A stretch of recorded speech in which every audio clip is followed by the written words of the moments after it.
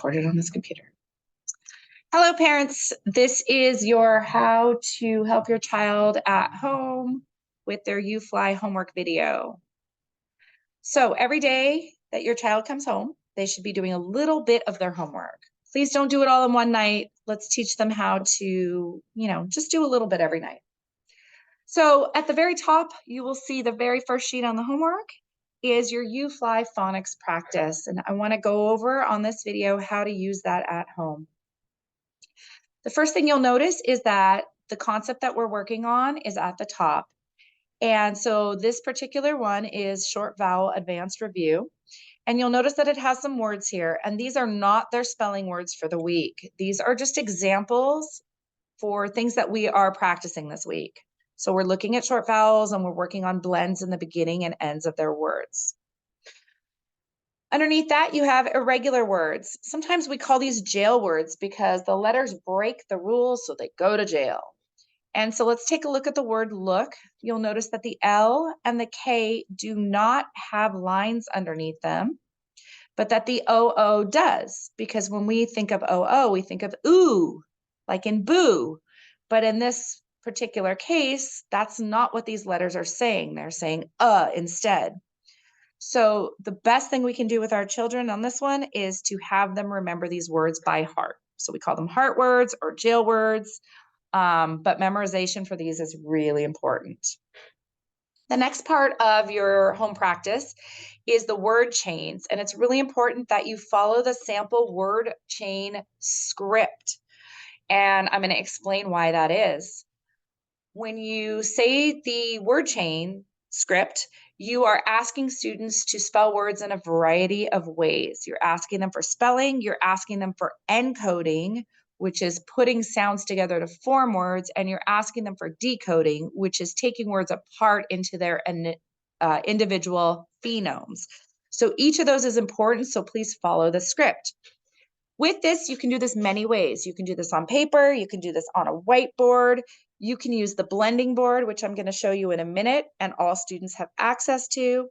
You can even write the letters on the sidewalk with chalk and have students jump to the letters. You can throw a baseball and do it. You can get a cookie sheet and put shaving cream on it and have students use their finger. Anything that works for your child is great. So here's how you use the blending board. First, you're going to come up here to these 3 lines and you're going to click all for all of these. And that will make sure that all of these things are included in the blending board. And so you'll notice that the blue ones are all beginning sounds. The vowels are all in the middle in yellow, and the ending sounds are all at the end. And we do have some special cases where we have silent E's and plurals at the end. Those will be at the very end in pink. So here's how this would work. You would say, according to the script, make the word scram. And students would come over here and they would sound out on their arm, scram. They would come over here to the blue boxes because those are the beginning sounds. And I want to show you what happens when you just hit the S and then try to hit the C. The C replaces the S, so that's not how we want to do it. We want to look for the all together, which you'll find down here.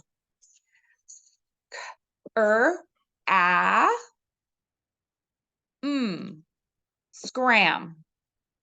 Then you would say to them, change the M to P.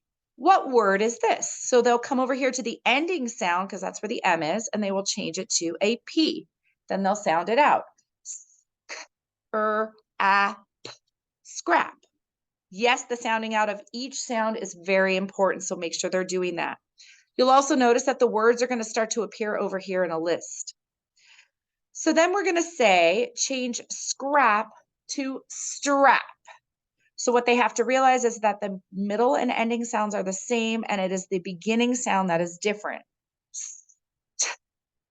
Is what they're looking for. So they're going to just come down here and find the STR and click it, and then sound it out. Strap. And finally, change the A to I. They would do that and go strip. And down here for sentences, this is where you read the sentence to them, don't show it to them, and they have to practice writing it. What we're focusing on here is, do we have capital letters at the beginning of our sentences? Do we have punctuation at the end of our sentences?